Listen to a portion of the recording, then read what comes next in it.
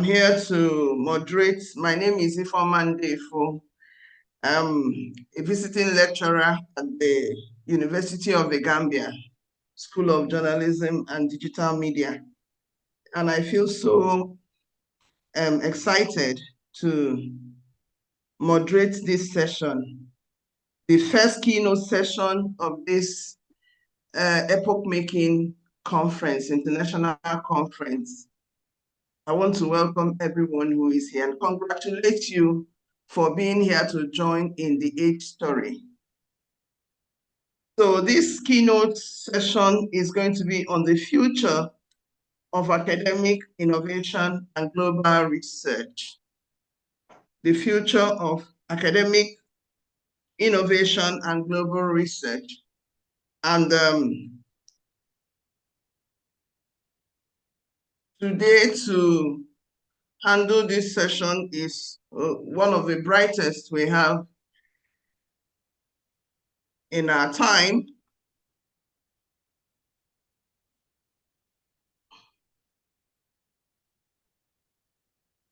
Sorry, please, just struggling with a slow system here. So we have Professor Charles Okechukwu Esimone. He's going to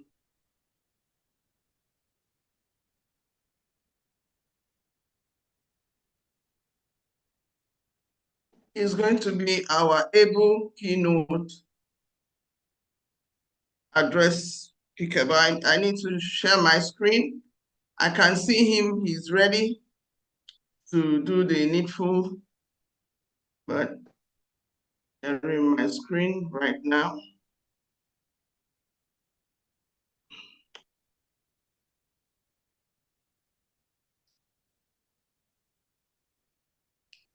Before we give him the floor, I'd like to take some time to read his very impressive citation. I hope you're still hearing me as I read the citation of Professor Charles Okechukwu Esimone. Yes. Am I audible? We can hear you. Yes, we can hear you. Okay. Professor Charles Okechukwu Esimone, FAS, is a distinguished Nigerian academic and researcher specializing in biopharmaceutics, and pharmaceutical biotechnology. He served as the Vice Chancellor of the Nnamdi Azikiwe University, Awka, Nigeria, from 2019 to 2024, becoming the first professor of pharmaceutical microbiology in southeastern Nigeria. Professor Esimone obtained his Bachelor of Pharmacy, BPharm, in 1995, Master of Pharmacy, MPharm, in Pharmaceutical Microbiology in 1998, and Doctor of Philosophy, PhD, in Pharmaceutics in 2002, all from the University of Nigeria, Nsukka. Professor Esimone has an illustrious career in academia and research marked by over 100 publications. He was ranked 18th on the list of the 28 most published scholars in Nigeria in 2019. His pioneering contributions include serving as the pioneer dean of the Faculty of Pharmaceutical Sciences of Agolo Campus, Nnamdi Azikiwe University, and 2 terms as Deputy Vice Chancellor, Academics.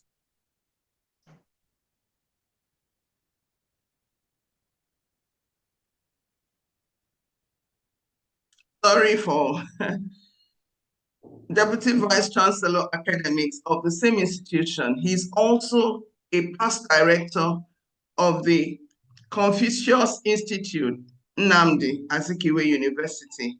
An accomplished multilingual scholar, Professor Esimone speaks English, French, German, and Igbo fluently. His research excellence has been recognized with prestigious awards and fellowships, including the Alexander van Humboldt Fellowship of Germany, the C.U. Rahman Senior Fellowship to India, and the Andy Bright Contest Award for Best African Innovative Researcher in South Africa. He has held visiting scientist positions, including at the University of Pittsburgh, and represented Nigeria as a young scientist at the summer Davos annual meeting of new champions in Tianjin, China.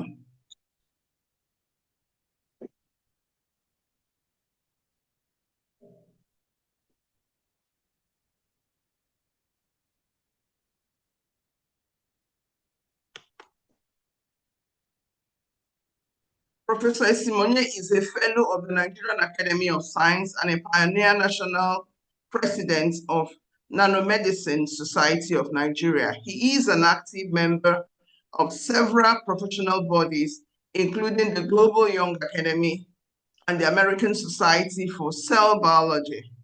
Additionally, he serves on the Governing Council of the Pharmacists Council of Nigeria and holds membership on various national and international boards.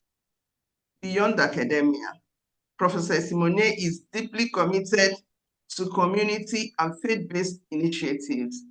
He serves as the campus coordinator of the Deeper Life Campus Fellowship in Anambra State and is a member of the Board of Trustees for Anchor University, Lagos. Professor Esimone is married to Dr. Mrs. Celestina Chinyere Esimone, an associate professor of music. Together, they are blessed with 5 children, including a son and a set of quadruplets. Wow, 2 boys and 2 girls. His exceptional academic research and leadership contributions continue to leave a lasting impact on Nigeria, Nigerian academia, and the global scientific community. In fact, this is huge. This is huge. Sir, we welcome you. We welcome you very specially. In fact, I don't know how to describe you. In my language, we'll say this is a big masquerade. So, sir, we are honored this morning to have you, and we gladly give you the floor to deliver the first keynote address of this wonderful international conference. You're welcome, sir. Please, let's just applaud him. Thank you. Thank you. Thank you very much. Thank you. I'm extremely delighted, and I'm also flattered when presentations or citations about me are read, because in all fairness, I owe everything I am to our Lord God Almighty, who in his wisdom has chosen to use a very weak and very small vessel to do the little that we have been able to do. So I return all the praise and the glory to him. I want to start again by sincerely thanking the academic and grant writing enclave for inviting me.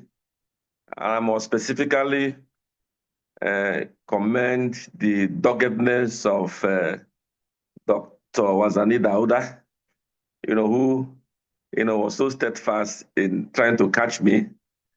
And when I took a look at what I've been able to do, I had no choice but to agree. As we speak now, I'm on transit.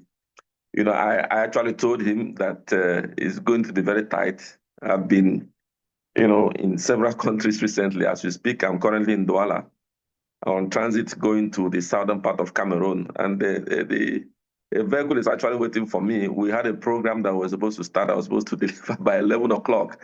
But I said, I'll be glad to share this and then move on my way back, just to express my appreciation for what the academic and grant writing enclave has done. And I was enthused also when I was privileged to listen to the previous last but one speaker also, who gave wonderful statistics, very wonderful statistics on what age has been able to accomplish within just 1 year, 365 days. And I said, how else can we celebrate this noble initiative but by, participating and enjoying in the largesse that God has used them to provide for humanity. Before I go straight to my presentation, I must point out that one of the greatest problems we have as a developing nation with Nigeria is the lack of innovative research. Research, by definition, is supposed to be innovative. But when we add the word innovative research, it means there's an emphasis. Sometimes we say repetition is for emphasis. When you are not innovative in your research, as a nation, you're already dead. And you aren't going nowhere, as Americans would say.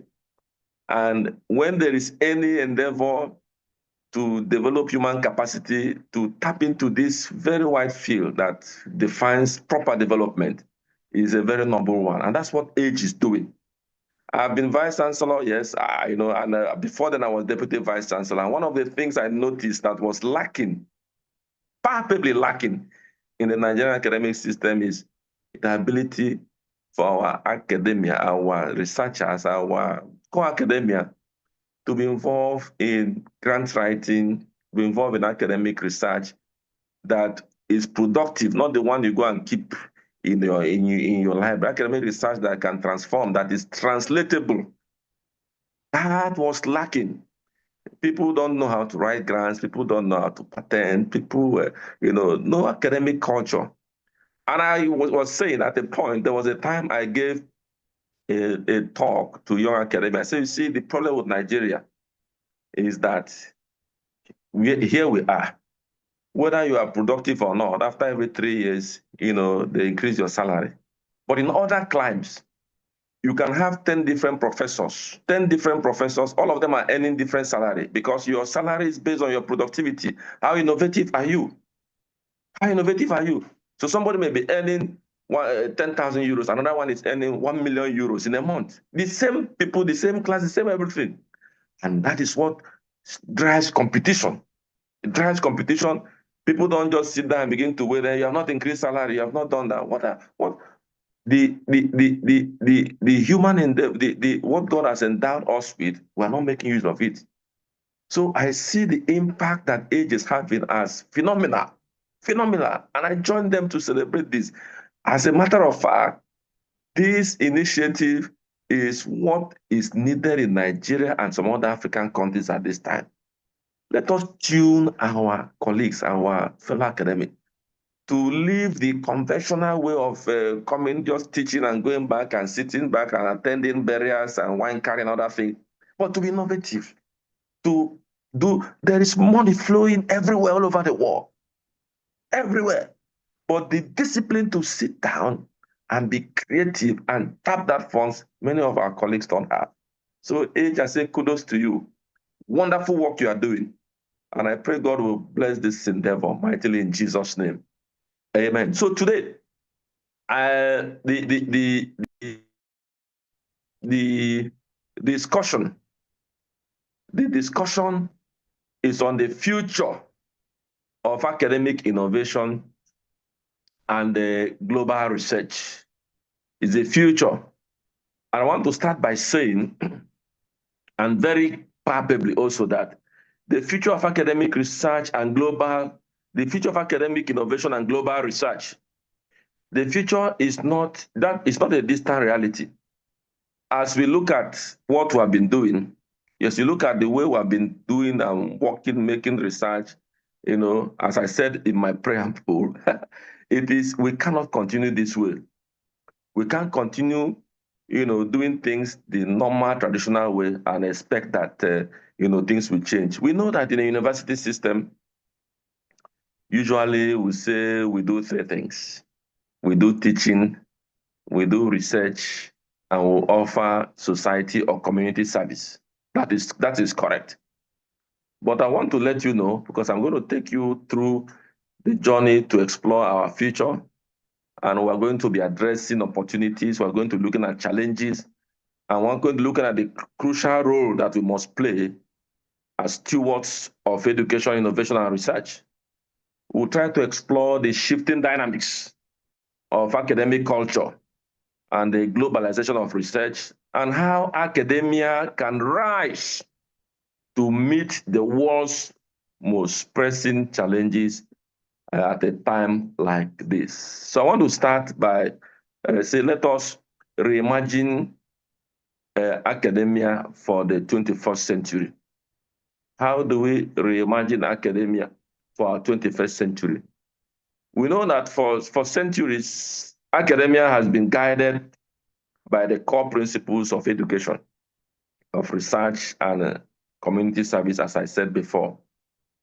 However, I must let us know that the 21st century presents challenges and opportunities that demand a radical reimagining of these principles. The explosion of digital technology is here. The rapid pace of globalization and the urgent need for equity in education, they all compel us to rethink what it means to be an academic institution at a time like this. Now, universities and research organizations must evolve into dynamic ecosystems. Ecosystems, hubs where knowledge is created, where knowledge is shared, and where knowledge is applied in real time. No longer can we afford to remain isolated ivory towers. You are doing your own thing, small silo. No. Instead, we must act as bridges, connecting knowledge producers with policymakers, connecting them with entrepreneurs, and connecting them with the broader public. You can't just be producing knowledge and then it has no effect on the policy, on policymakers. It has no effect on entrepreneurs. You know, it's serious. I remember many years ago after I finished my postdoc in Germany, we had a plant, a drug. I mean, in my lab at that time, the German government came and they choose only what I've worked on. They said that's what they want to take for patenting. They chose that's what they wanted to take for patenting. And of course, for some reasons, because I didn't stay back, I came back to Nigeria. So I said, let me come and share this wonderful idea with our people, whether a company wants to take up this to patent. I went around many companies, up to more than 20 or 30 in Lagos. And nobody was interested. Nobody was interested in the product of our research. Entrepreneurs were not interested. They don't have that mindset because there has not been that, we have not been able to build that bridge between academia and industries. There's no link. But the reverse is the case in Europe, in America. Industries, entrepreneurs look up to universities for innovations that they'll put to they'll put to the market. So that is what we need to reimagine at this time, to see that universities and research organizations are evolving to meet these needs. They must not be acting in silos. They must build bridges that connect them to policymakers, connect them to entrepreneurs. I was in a meeting in the US earlier this year. And in South Africa, sometime in October, one of the researchers from US was sharing, when they had COVID in America, one of the things that happened is that the government directly, policies about what drugs to use, what medicine, what behavior, what health hygiene, everything about their policy, they were driving them directly, were getting them directly from the universities, from the research institutions. And this woman was part of them. So she said that she saw that there was a particular company that was trying to market a herbal product that scientifically they know that herbal product is poisonous. It had a toxic effect. On long term, it was poisonous. But because of COVID, So the company was marketing it, and they were moving for, and even the president, Trump at that time gave kudos to it and was saying, yeah, these people, this company, this particular product. The researchers said it's not true. And they put up a rejoinder immediately because the government listened to them to make policies. They say what these people are promoting, this particular plant, yes, it may be 30% effective, but it has 70% toxic effect that will kill people rapidly after some time. And they had evidences. So even though the president has made a public announcement adopting that product, based on what university professors have said, they had to rescind on that and withdraw it immediately. Of course, some of these companies are mafias.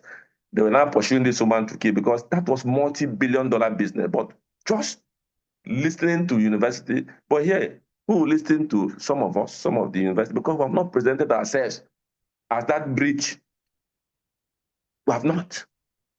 So nobody will. So they do policies, plan things in different areas without recourse to what the academia, what we are saying.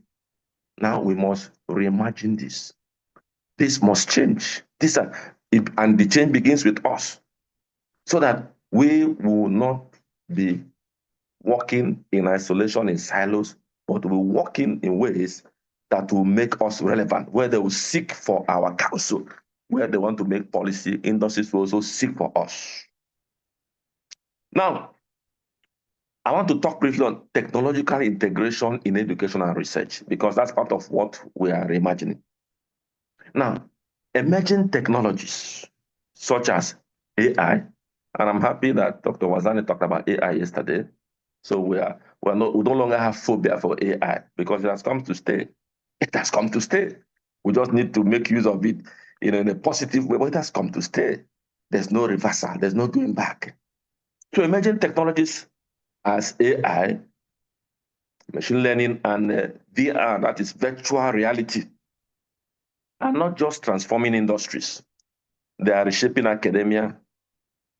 Now imagine a classroom where virtual reality allows students to walk through, the molecular structure of DNA. They are sitting there, but they are walking through there. This is presented as seeing it physically, but it's a virtual classroom. I'm walking through it. The memory is there, it sticks. They don't need to start cramming the word DNA. VR is taking them through that classroom. They are walking through the structure. That's seeing it. It is like experiential. That's where we're going to. Or where they are, they want to witness the effect of climate change on polar ecosystem. They don't need to begin to cram the mind, but they are walking through that virtual reality. Now, this is currently happening in several countries like China. So imagine where research laboratories, where AI accelerates drug discovery. Last week, I was in a meeting in Burundi, and one of the people, they were discussing on how, a particular company, what they do is they use AI to do drug design. So all the drugs that are not working, that are not failing, AI is now predicting why they failed and what they can do in order to change it. So instead of going to start from the scratch to do clinical trial check of the AI, they were able to predict what you need to do. So they just moved from 0 to maybe phase 2 clinical trial. So it's saving billions of dollars. That's what they're doing. So we must realize that this is where we're going. Technology has changed a lot of things. Technology has changed a lot of things. So if you are here, you say you are just sitting, you want to stay, good luck to you. But people are moving on.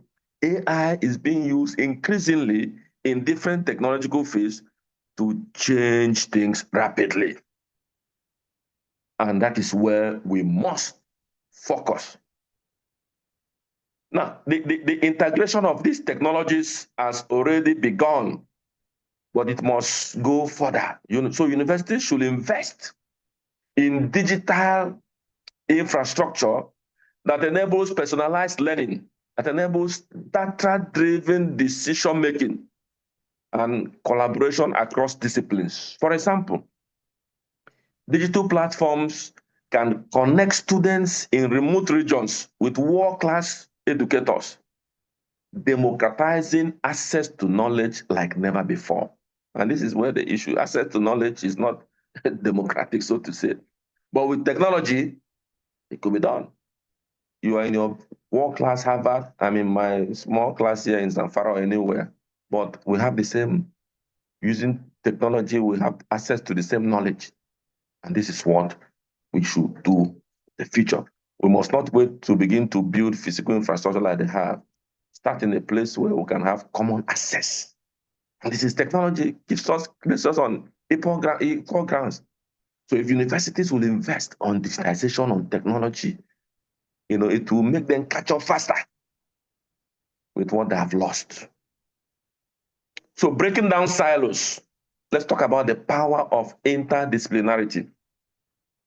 The grand challenge of our time, something like climate change, we know that, like global health crisis and social inequality, they cannot be addressed through single discipline approach. No. Interdisciplinary research is the key to unlocking solutions that are both innovative and impactful. Take, for instance, the fight against climate change. Now, this global crisis requires expertise in environmental science, in economics, in engineering, and social policy. It also requires historians to analyze past environmental shifts and psychologists to analyze behavioral change. So it needs interdisciplinarity. However, interdisciplinary collaboration is often hindered by academic structures that favor specializations. Somebody said, this is my own. So we need to break down these silos. We must redesign curriculum.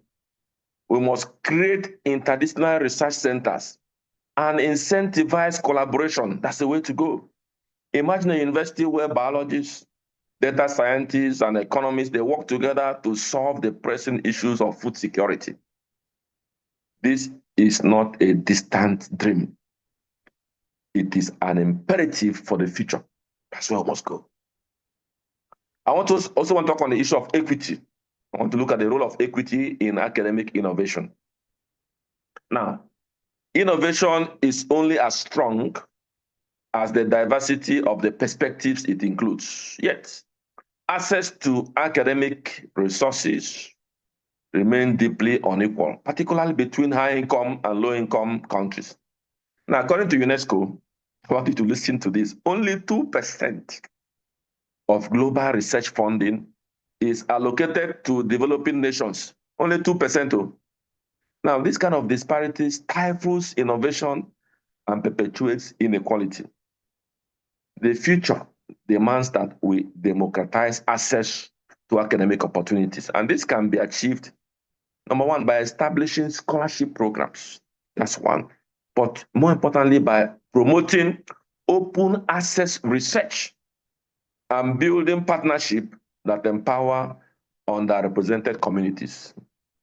For instance, initiatives like the African Research Universities Alliance, they are fostering collaboration among African institutions to address very local challenges with global implication. And what AGE is doing is also bridging that gap in a very significant way. What you are doing now, I tell you, you are bridging that gap, the equity gap that you have been experiencing. You can now see, when I saw the statistics, I saw that professors participating, that was a problem I had when I was Deputy Vice Chancellor. Trying to get professors to come and sit down and learn and say, you don't know how to, you are a professor, we're not going to strip you of that. I beg, no. But brother, sister, can you write a grant? What amount of money? This money floating everywhere. Is it possible that you can be able to gather together so that your PhD students can benefit? We see a system where the supervisors are making the postgraduate students. They bring money for it. But it should be the other way around. You source money and bring money. People come and be working there. So we're begging them to come and sit down and learn the grantsmanship. They were too proud. But I'm happy. Things are changing. And I don't know what system you are using, but I say kudos. Because for them to participate and learn that, humble themselves, is a great breakthrough. Of course, we see a number of PhD students who are there. So this equity gap is going to be, broken down, is going to be reduced significantly. by this initiative if we continue in this space. Then we'll talk about globalization of research. Research as a global collaborator influencer. The globalization of research has revolutionized the way we approach scientific discovery. Now, collaborations across border is now the norm. Before it was not, so common. With international research teams tackling challenges from vaccine development, that's my field, to climate modeling.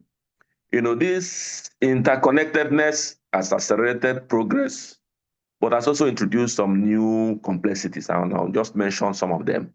Let's take the COVID-19 pandemic, as a case study in the power of globalization.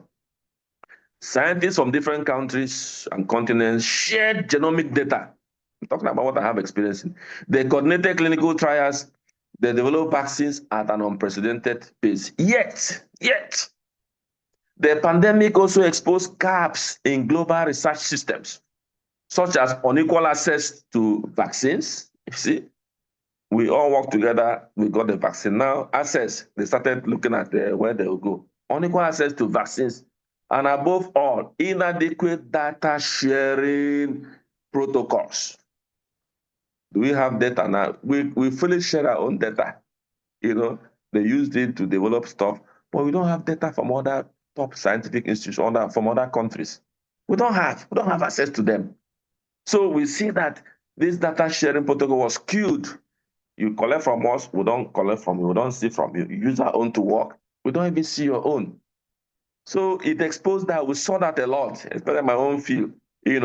So to fully harness the potential of globalization, we must address these gaps. And this includes creating equitable frameworks for intellectual property. It must be equitable.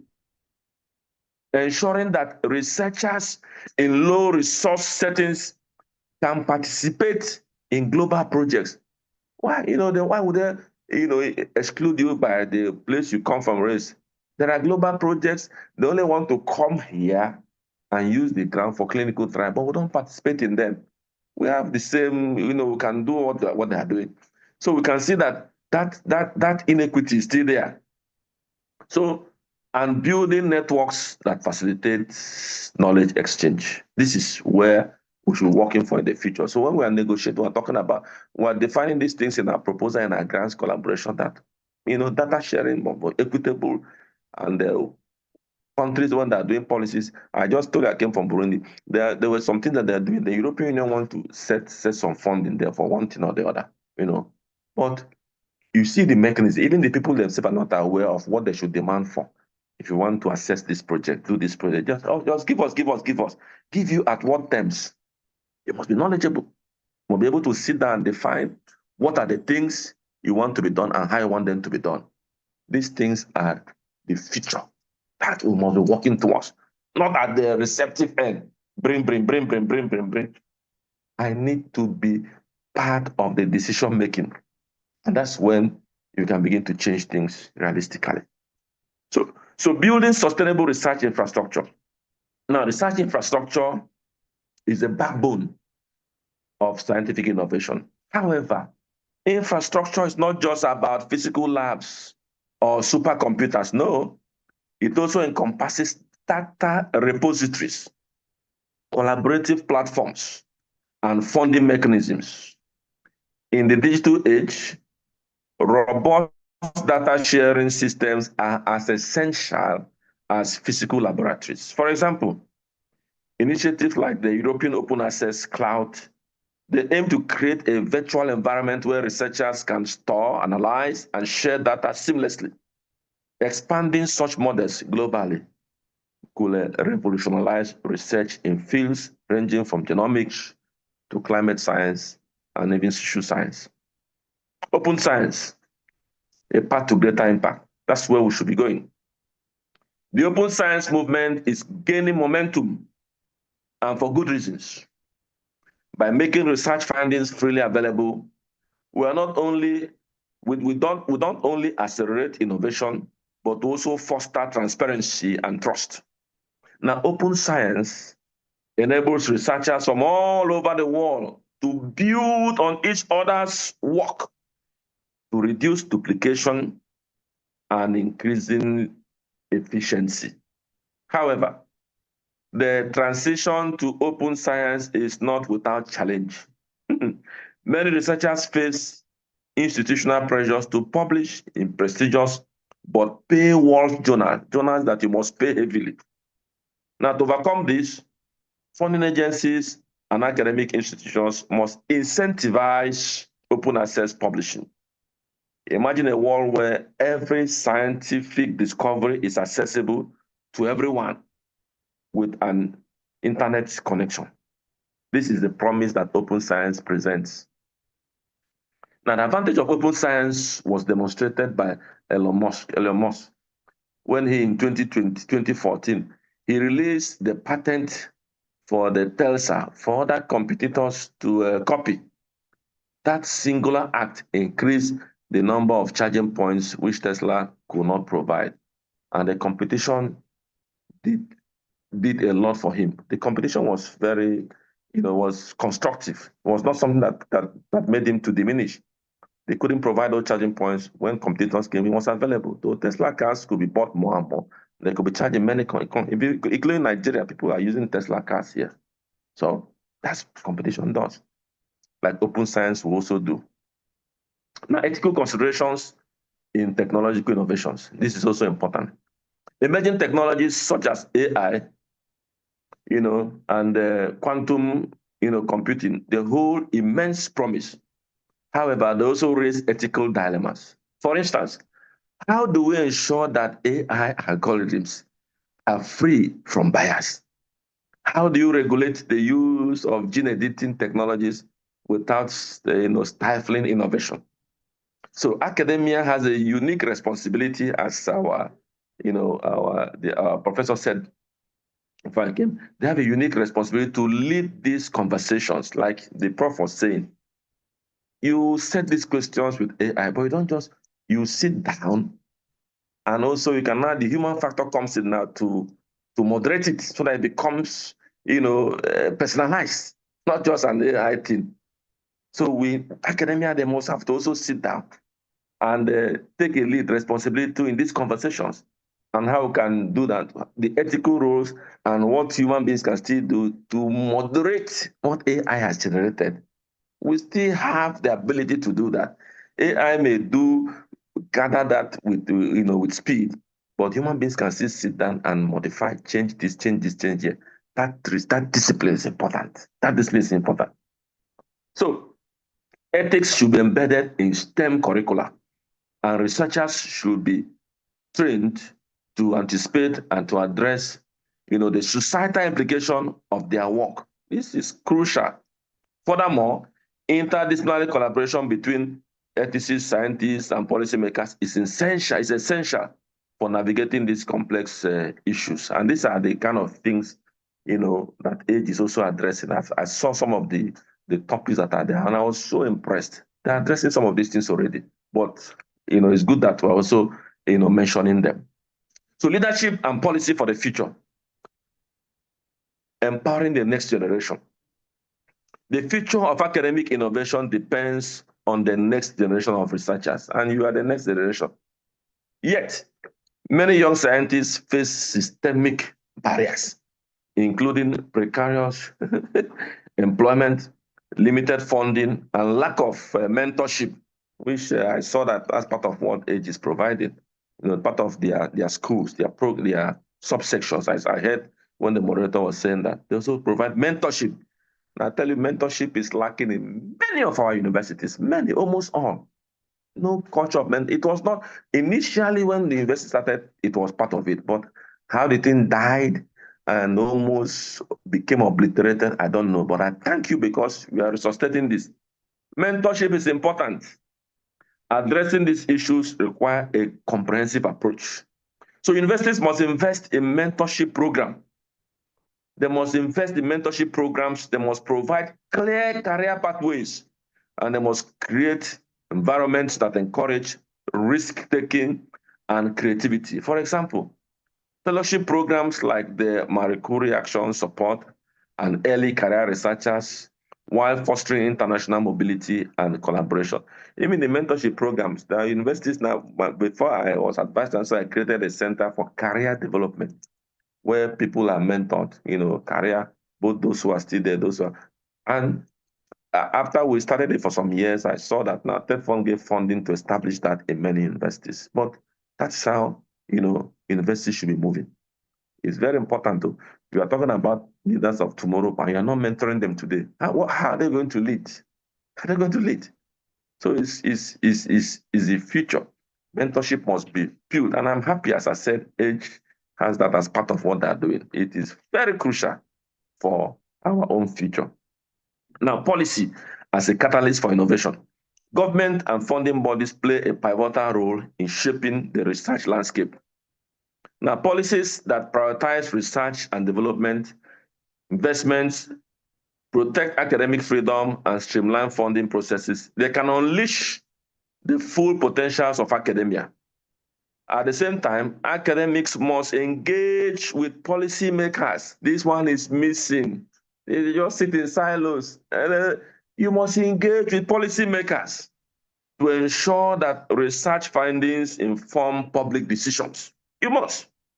We must create that bridge, as I said in the beginning.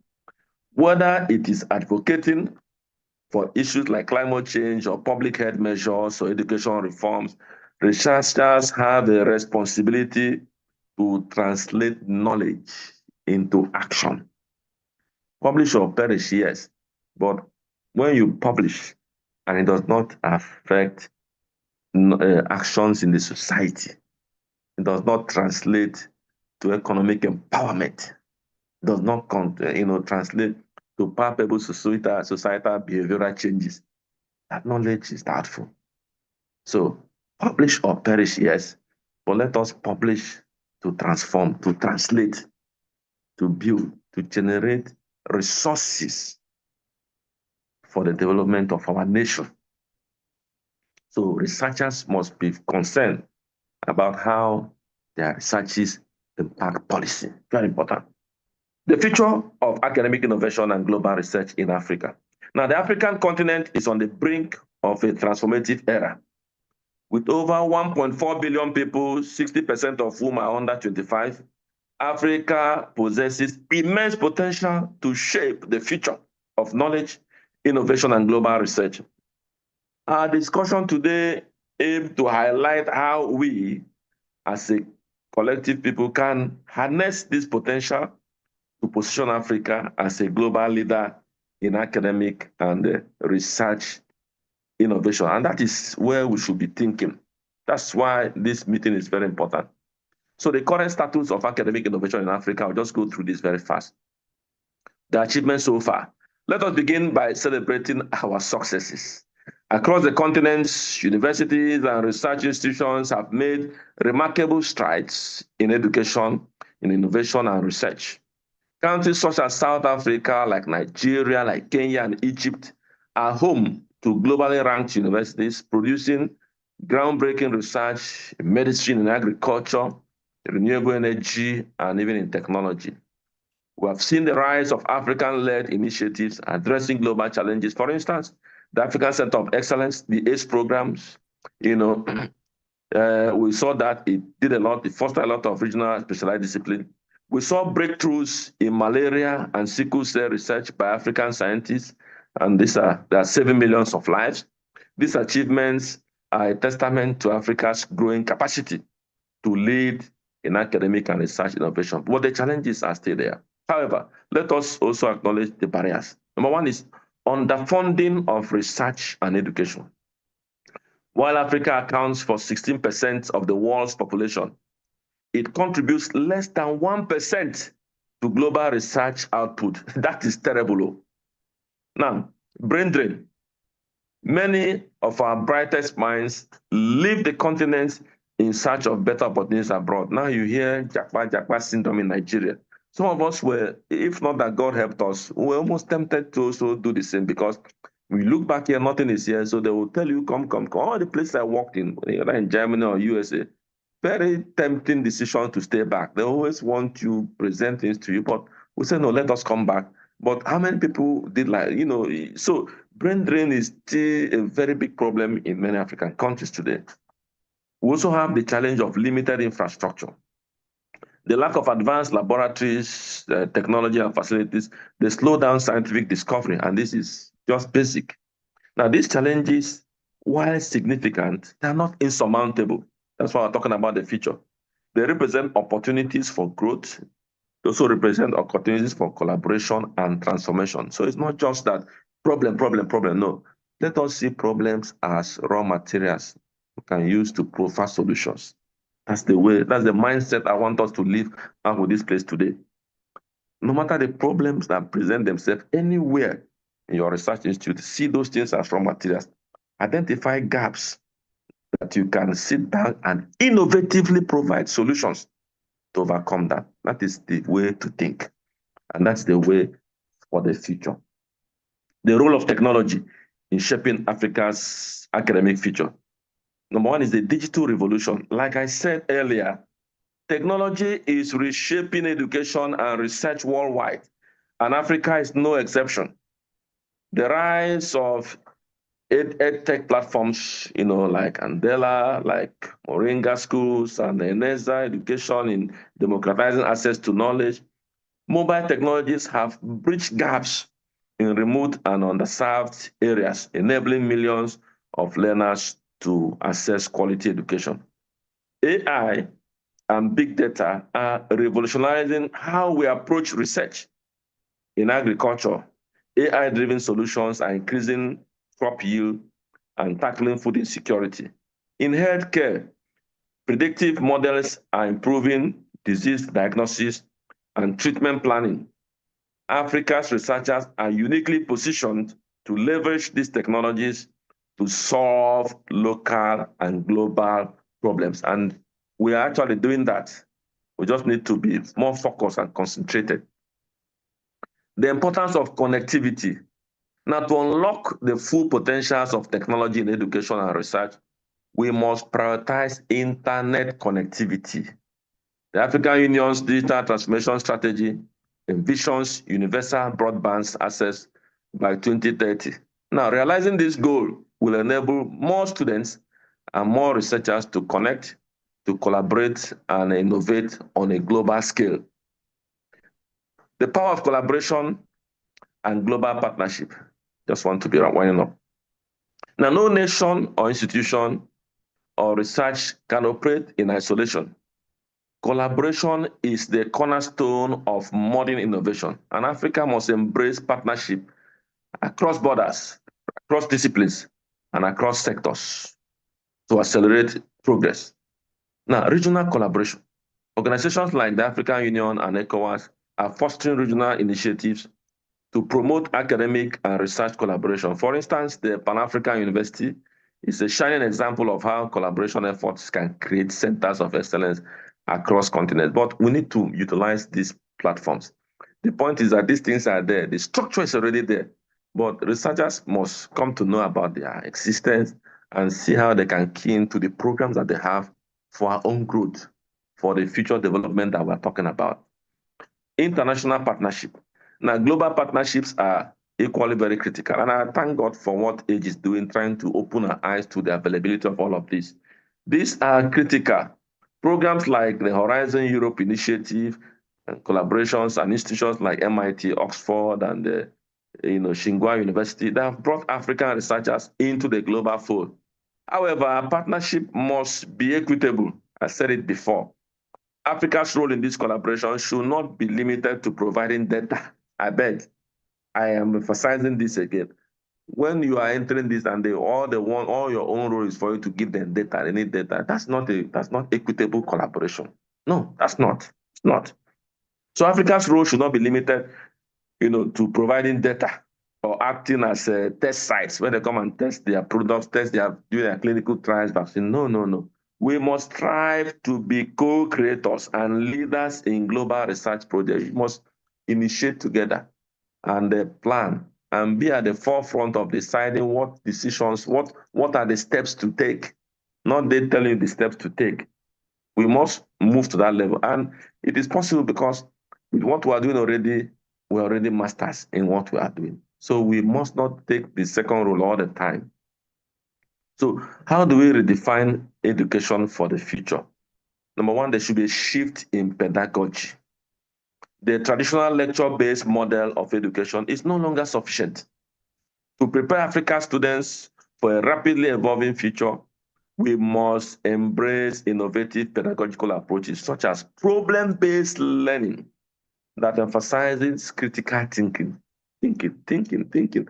As a young man in secondary school, I remember, high school, one of our teachers that at that time used to tell us, and I still remember it up to today. He said, thinking is a difficult job. That is why a lot of people refuse to think. That the problem of today, the problem of tomorrow is because people refuse to think today. You cannot solve tomorrow's problem by thinking tomorrow. You think now, you don't postpone. So you think now to solve tomorrow's problem. So thinking. So whatever will create critical thinking mindset in our youth is what we need today for them to be leaders of tomorrow. We must develop it today. It's not tomorrow that to be developed. So problem-based learning that emphasizes critical thinking. Number two, experiential learning through internships. Experiential learning is important. So people, through those who have expertise, those in the industry, so they should be also part of the teaching. An engineer that has expertise in road construction for 10, 15, even though he doesn't have a PhD, I tell you, if he comes to teach students, that experiential teaching will be more impactful than a PhD person that has never had practical experience in road construction.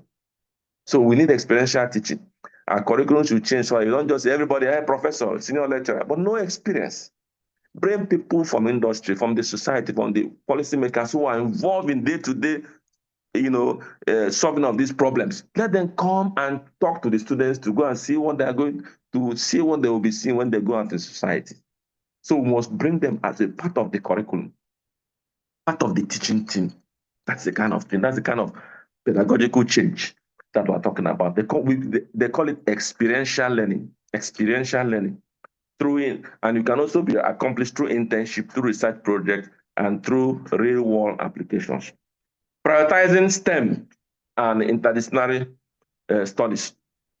While humanities and social sciences remain essential, there is an urgent need to prioritize STEM education.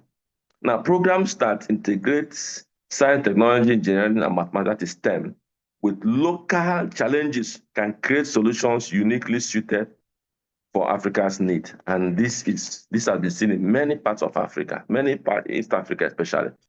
There's also lifelong learning. Education does not end at graduation. Lifelong learning must become the norm, enabling individuals to upskill and adapt to changing industries. And I want to say that research institutions and universities should be able to provide that. You go to many universities that have institutes, they should be able to provide lifelong learning. And these lifelong learning institutes, you are now looking at problems society has, and you are designing curriculum to address those things. You can also bring on board those experts in those places to be part of it. But lifelong learning should be encouraged. Many of their countries, that's what they do. So lifelong learning must become the norm, enabling individuals to upskill and to adapt to changing industries and technological needs. Now, universities and research institutes should create pathways for continuous learning through short courses, through certifications, and through online programs. The next is funding and policy support. Now, investing in research is crucial. African governments and private sectors must increase their investment in research and development. The UNESCO benchmark recommends that countries spend at least 1% of their GDP on R&D.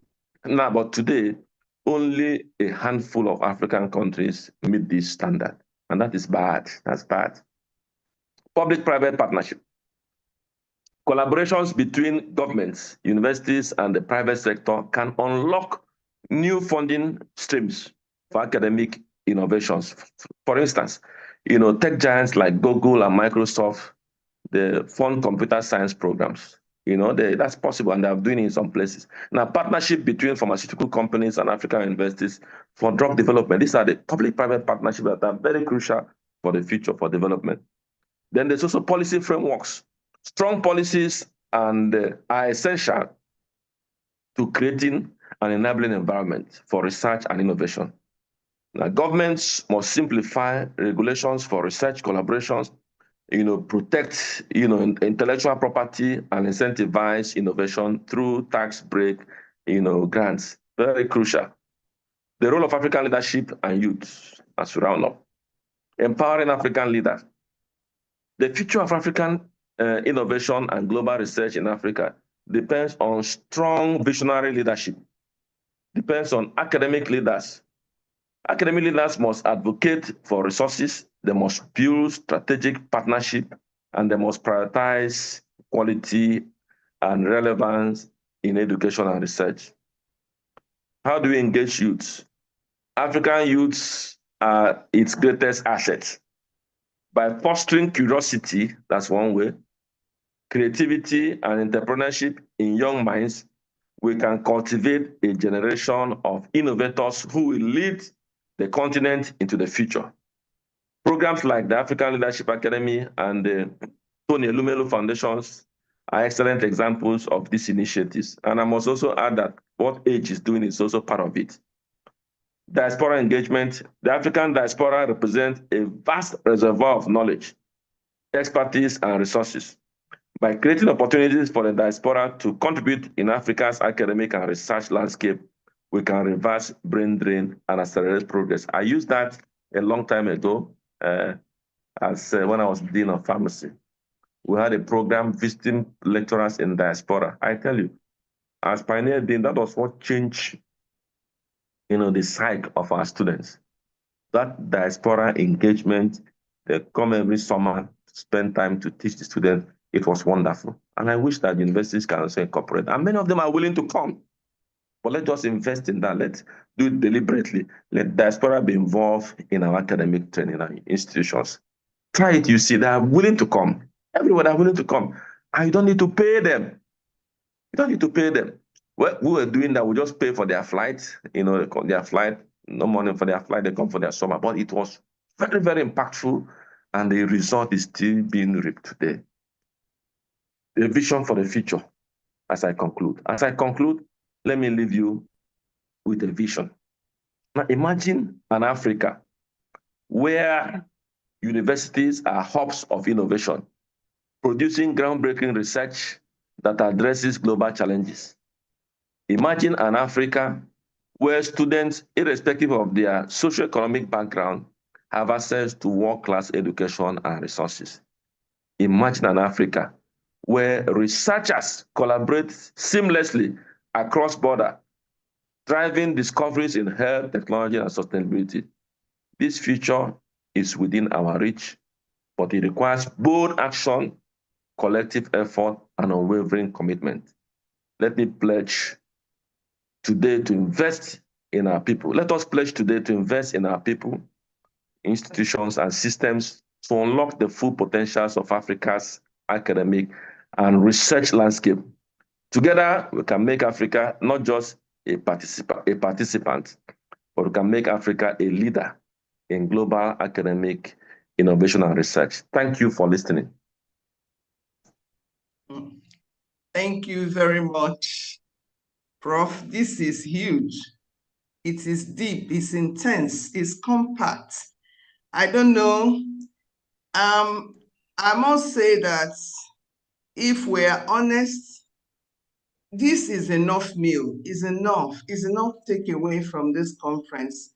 You've spoken to so much, and these are very, very, very, very serious issues to be addressed. So I want to thank you very much, Professor Charles Okechukwu Esimone. Thank you. Thank you. It's something a lot. I would not want to preempt things, but I know that there are going to be questions. We are in that moment where we would ask our questions, because you have spoken to really serious things, how research should move from the shelf to the market. Yeah. Okay? Then interdisciplinary research, very important. This, they say if you want to be successful, you do what successful people do. People do, yeah. This is what is trending in those climes where we go and we see things working. Yeah. And we pray and hope that it works here. So please, we want to thank you very much, sir. Thank you. We cannot thank you enough. Thank you. This is what makes age. Yeah. You bring the brightest and the best. I want to plead, for the question. I wouldn't know. I told you I'm supposed to be giving a lecture somewhere, and I'm already seeing beeps on my phone that the driver is waiting. So I plead, if it's possible, that they just release me to. They're waiting for me now in the southwestern part of Cameroon now. I just plead that if it's possible, but maybe if they send questions online, I may try to address them later, but so that I don't also delay where I'm supposed to be giving another talk today. And we're already late by 1 hour, but I told them that I'll be late by about 1 hour, 30 minutes. So it's understandable. Okay, so I think that you've done so much for us already. Thank you, ma. I also expect the secretary to speak to this. I think it's a fair thing. People can turn in their questions and we'll send them I'll be glad to answer later. them. Maybe yes. And because this interaction is continuous. It's not a one-stop thing. We want to believe that everybody on this call will stay with us so that something tangible comes out from this engagement. Thank you. Thank you very much, sir. I appreciate it. Thank you, ma. Thank you.